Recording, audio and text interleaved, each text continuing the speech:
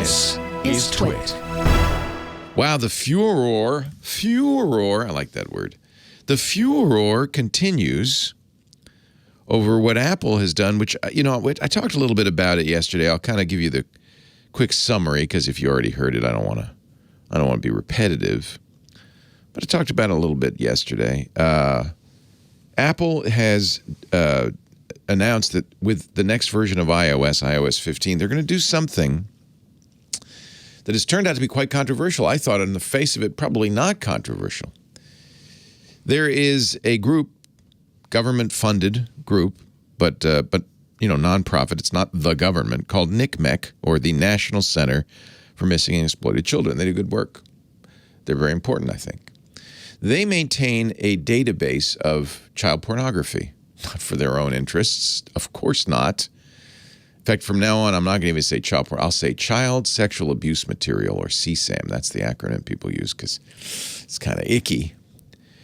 Their database has a lot of, I'm sure, images and videos in it. We don't know how big it is. But they do something interesting to that database. They run it through a computer and generate a fingerprint that is the fingerprint of that image without being the image. And it's kind of it's a very clever technology that allows them to fingerprint the image in such a way that even an image, the same image that's been cropped or maybe even made black and white, will still have the same fingerprint. Another image of the same subject matter will not. It's just a fingerprint of that particular image. This database they make available to companies, a lot of companies, Facebook, Google, and others, use it to identify CSAM on their servers. They don't want to be storing child pornography for people, creepos. They don't want to store that. And they don't want creepos to use them to spread it around. Apple, for years, has been kind of behind the eight ball on this. They haven't been doing anything or much about it. In fact, last year, I think there were something like about 260 reports of pornographic material on Apple's servers that they reported to NCMEC. But they want to do a little more. They understand it's a problem. So this is what they've built into the next version of iOS. A program that does the same thing as the NCMEC database program does, fingerprints your images. Anytime you upload an image, send it as a message, as a text message, whether it's SMS or via Apple's messages, it will run it through that algorithm. No humans looking at it, just a computer program, and it'll generate the fingerprint. And then it will compare that fingerprint with the database on your phone. It's going to start downloading this NCMEC database of fingerprints. It's not very big, I would imagine. I don't know, again, because all of this kind of is closely held secret. But the database is probably, knowing how fingerprints work, not more than a few megabytes. Let's say it's 100 megabytes. So you have plenty of room on your phone. They'll download that and update that on a regular basis. And then before you can send that picture, they'll compare its fingerprint with the fingerprint of known CSAM material in its database. If it's a match, a couple of different things will happen. First of all, there have to be more than Apple says there has to be more than one match. There's a threshold. They won't say what it is. A certain number of matches. If it's a child sending this material, they'll notify the parents. They'll say, hey, you might want to check what your kid's doing because we're getting these matches. This system, by the way, according to NCMEC, is so accurate that it's very unlikely there'd be a false positive, that an innocent image would be identified as child pornography, like on the order of 1 in a billion. It's very, very unlikely. It's a very good technology. And I'll have to assume that's the case. People who know what they're doing have designed this thing. So let's assume that's the case. So, if you get a positive, there's a pretty good chance there's a match to the image in NCMEC's database, which means it's child pornography. So they'll notify the parents. If you're an adult, after a certain number of matches, they'll notify NCMEC, which then, I presume, notifies the authorities. I'm not sure what happens after that. There's one extra step. If there are matches, a reduced quality copy of the image will be sent to Apple, where a human will verify, we got a problem here, just to avoid that false positive thing. They don't want to send anybody to jail for nothing.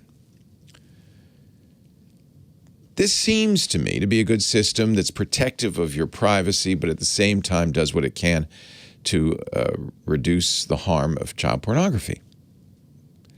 Seems like a good system. I think it's cleverly designed. It's all done in your phone. No human, has anything to do with it unless you get a certain number of positives. You can read Apple's description of this. They put out, there's a whole page on it, apple.com/child-safety. And I think Apple, thought about it a while and did what they thought was reasonable. Wow, the hue and cry. People are very, very upset. I even had a couple of callers yesterday who were very upset saying, this is a slippery slope. This is the beginning of the government looking at what you're doing on your phone and deciding, whether it's bad or good. I'm not sure that's quite right. There is a open letter that's being sent out. I think it's got more than 1,000 signatures by crypto experts. And the letter, Dear Apple, while child exploitation is a serious problem and while efforts to combat it are almost unquestionably well-intentioned, Apple's proposal introduces a backdoor that threatens to undermine fundamental privacy protection for all users of Apple products. If you read it carefully, and what the Electronic Frontier Foundation and the Center for Democracy and Technology and various crypto experts, like a guy I recommend and respect a lot, Matthew Green, who's a researcher in security and privacy and professor at Johns Hopkins. I'll give you what Matthew Green says. Yesterday, we are gradually headed toward a future where less and less of our information had to be under the control and review of anyone but ourselves. For the first time since the 90s, we were taking our privacy back. Today, we're on a different path. As far as I can tell, most of the objections are not to what Apple is actually doing, but to what this might portend for the future. Like, is this the beginning? I have mixed feelings about this. Yes, privacy is really important. Yes, we don't want Apple to start introducing a technology that could be misused later. As far as I can tell, this technology, unless there's mistakes in its design, cannot be misused later. It can be used for one and only one thing, which is identifying child porn. No other reason. Because that fingerprint database maintained by the National Center for Missing and Exploited Children, I guess if somebody got to the NCMEC, National Center for Exploited and Missing Children, and said, hey, can you include other images in there? If, let's say, the Chinese government says, could you include fingerprints of any images of Winnie the Pooh juxtaposed with our president, Xi Jinping, because they don't like that.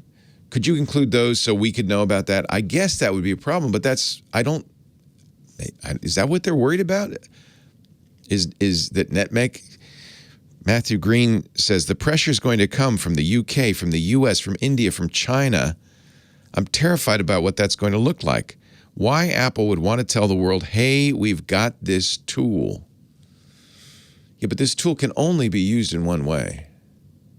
It doesn't, I guess they could the government could say, okay, we got another database we want you to match against. I guess that could happen. Could it happen in secret? Like Apple has said, well, we're willing to do this, and then they come to them and say, don't tell anybody, but you got to do that as well, I guess. Maybe that's what they're worried about.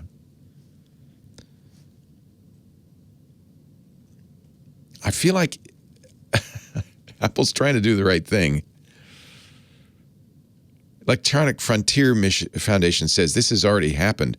One of the technologies originally built to scan and hash, that's that fingerprinting I was talking about, scan and hash child sexual abuse imagery, has been repurposed to create a database of terrorist content that companies can contribute to and access for the purpose of banning such content. That database is maintained by the Global Internet Forum to Counter Terrorism, is troublingly without external oversight despite calls from civil society. So I guess Apple might say, oh, well, as long as we're matching those fingerprints, let's get the ones from the Global Internet Forum to Counter Terrorism and match those. Maybe we should. Yeah, all right, that would be problematic. Others say, or have claimed, I don't know if this is true, Apple can trivially use different media fingerprinting data sets for each user. Instead of just NCMECs, for one user, it could be child abuse. For another, it could be a much broader category.